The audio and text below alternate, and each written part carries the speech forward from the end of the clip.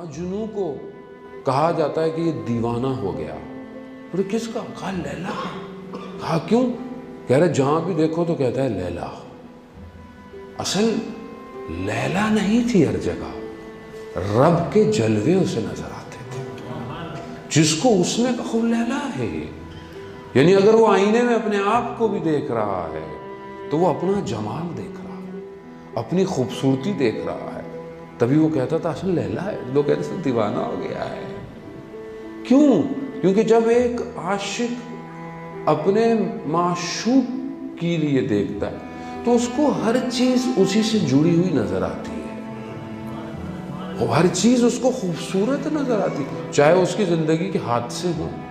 وہ بھی کہتا ہے، خوب مشہور ہے کہ جو ہے وہ مجنوں پوری صف بنا کے کیو میں کھڑا ہوا اور لیلا پانی دے رہی اور افسر کوئی اپنا برتن، تو اس کا برتن توڑ دیا.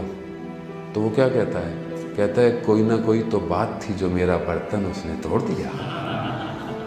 عزیزان محترم، اگر میرا اصل ہدف وہ ہے، کیونکہ اصل وجود جو زیبا ہے وہ الہی ہے، اگر وہ مجھے مشکل دے رہا ہے، اگر میری زندگی میں کوئی مشکلات ہیں تو کیوں ہے؟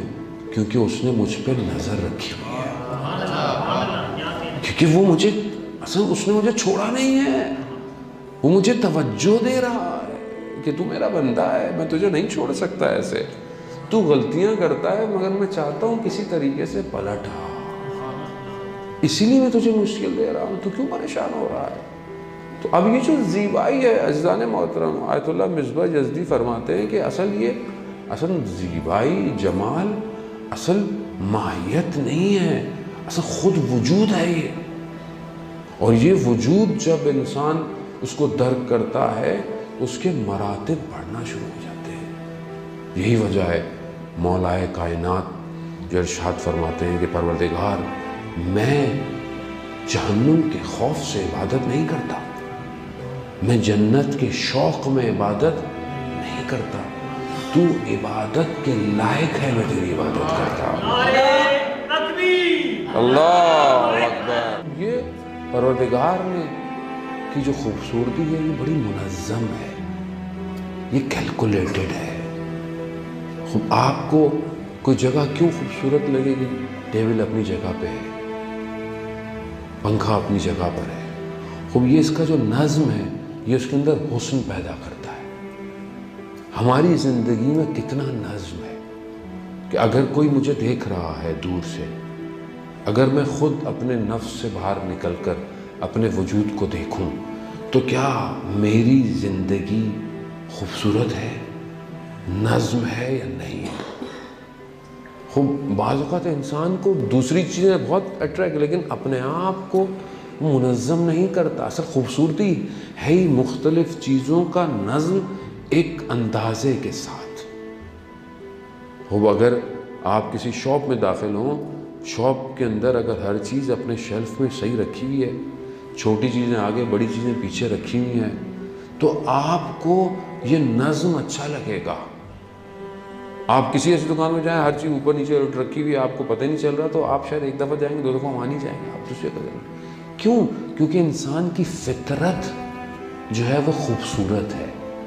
اور جب انسان دنیا میں آتا ہے ایسا خوبصورت آتا ہے، معصوم آتا ہے، اور وہ جہاں رہتا ہے، جہاں پلتا بڑھتا ہے، اس کے اثرات اس کے اندر کی چیز کو جو ہے وہ اثر کرتے ہیں.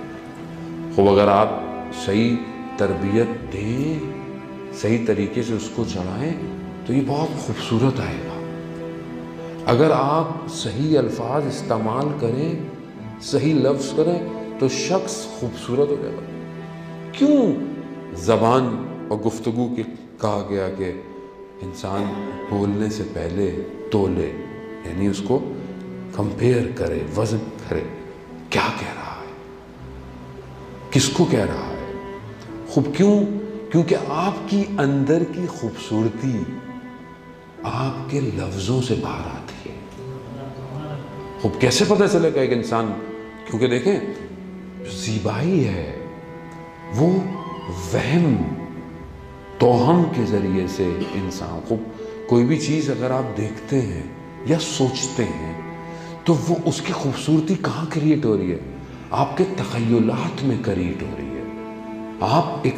آپ کے جو وہمات ہیں وہ اس کو خوبصورت بنا رہے ہیں، وہ ایک اندر ڈیزائن کر رہے ہیں. اور پھر اگر اس کے اوپر عقل حاکم ہو جائے، انٹلیکٹ، تو پھر وہ صحیح چیز خوبصورت نکلتی ہے.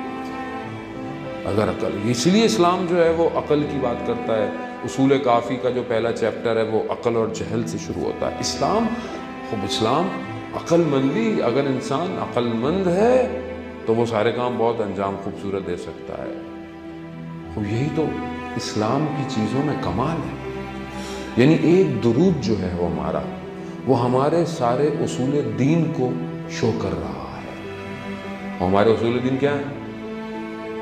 توحید، عدالت، نبوت، امامت، قیامت.